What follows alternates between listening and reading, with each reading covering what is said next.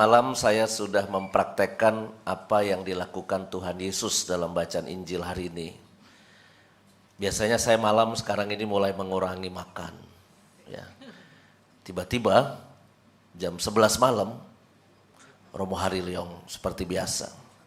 Nenteng sesuatu, Yus, nasi goreng pedas enak Yus. Untung saya sudah baca Injil hari ini. Maka saya berkata, enyahlah kau iblis dari hadapanku. Tapi ya saya temenin juga ke ruang makan. Cara kerja roh jahat itu apa dalam menggoda kita? Itu kadangkala roh jahat itu berkata, nggak apa-apa sedikit aja, nggak apa-apa. Ya. Terus yang kedua, nggak ada yang tahu, nggak ada yang lihat. Nggak ada yang tahu, nggak ada yang lihat. Lalu juga berkata semua orang juga melakukan kok. Semua orang juga melakukan. Dosa apapun.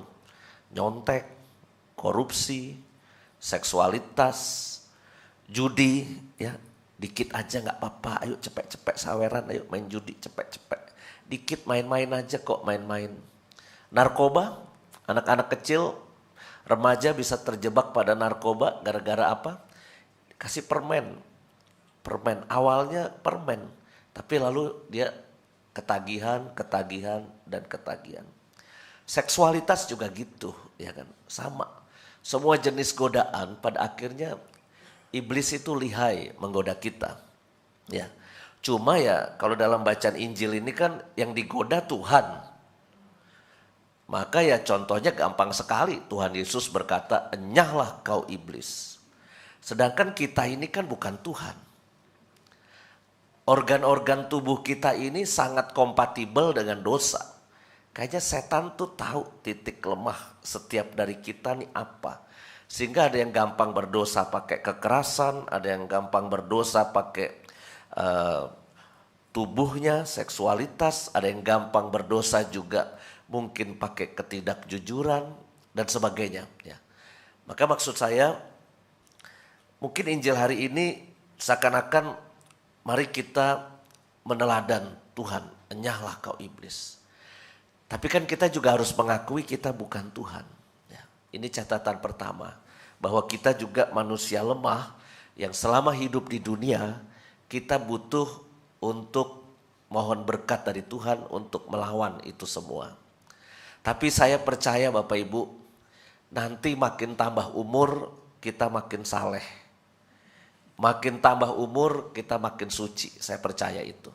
Mengapa? Tubuh kita sudah nggak kuat lagi berbuat dosa. Kalau lagi muda, lagi kuat-kuatnya berbuat dosa kan? Apapun bisa dilakukan. Apalagi duit masih di tangan. Teori saya adalah makin banyak duit yang kita pegang, itu kita makin kreatif berbuat dosa.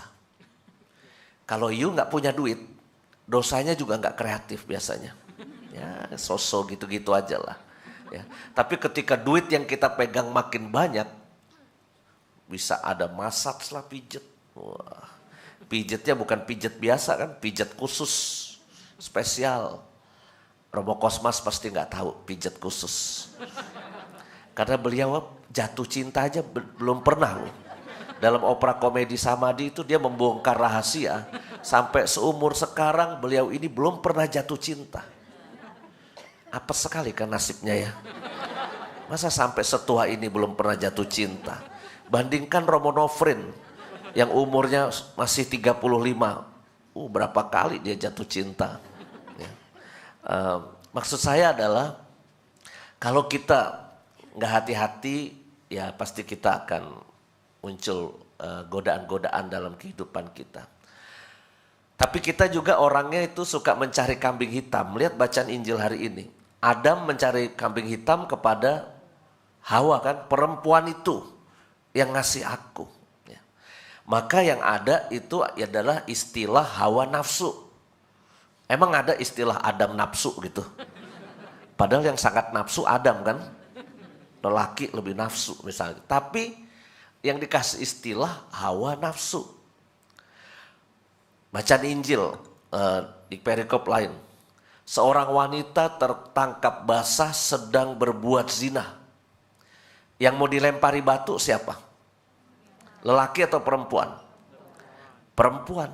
Padahal kan kalimatnya tertangkap basah sedang berbuat. Berarti lagi basah kan? Ya, tertangkap basah sedang. Berarti ada lelakinya. Kemana lelakinya? Kenapa nggak diseret, dilempari batu juga? Ya. Karena ya mencari kambing hitam. Kenapa kamu melakukan pembunuhan ini? Karena saya tersinggung peristiwanya di Magelang. Wah, ya kan? Mencari kambing hitam. Kenapa kamu yang menembak? Disuruh sama atasan saya. Ya. Romo Nofrin, kenapa kamu melakukan ini? Romo Yus yang nyuruh Bapak Uskup. Jadi ya mencari kambing hitam. Kecenderungan kita kalau berbuat dosa mencari kambing hitam. Termasuk si iblis kita kambing hitamin tuh. Setan yang menggoda saya. Belum lama kan ada seorang tokoh yang jelek-jelekin Pak Jokowi sebagai Firaun. Ya. Minta maaf saya kesurupan. Ya kan? Kalimatnya gitu kan. Lalu setan membela diri. Lah apa salah gua? Gua gak nyuruh lu melakukan itu ya kan. Tapi ngomongnya adalah maaf saya kesurupan. Setan pun suka kita jadiin kambing hitam. Ya. Menurut saya kita sendirilah yang memang pengen berbuat dosa. Jangan cari kambing hitam menurut saya. Ya. Jangan nyalah-nyalahin pihak lain. Jangan nyalah-nyalahin iblis itu menurut saya. Mari kita akui kita sendirilah yang memang pengen melakukan itu. Dan kalau kita sadar di situ, kita harus tanggung jawab. Harus tanggung jawab. Kalau Injil hari ini kan memang tentang sejarah dosa kan. Bagaimana manusia jatuh ke dalam dosa awal mula. Itu sejarah dosa. Tapi bisa juga bacaan kedua hari ini itu tentang sejarah pembuatan cawet.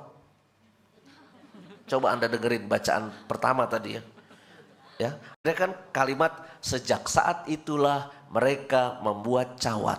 Nah, maka untuk anak sekolah kalau ditanya bagaimana sejarah pembuatan celana dalam, ya, kutipkan kitab Kejadian. Sejak saat itulah mereka membuat celana dalam.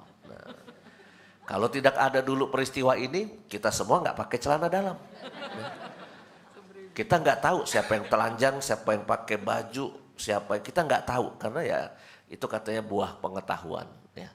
Tapi Bapak Ibu, mari kita renungkan itu semua dan jangan cuma cari kambing hitam lah kalau kita berbuat dosa.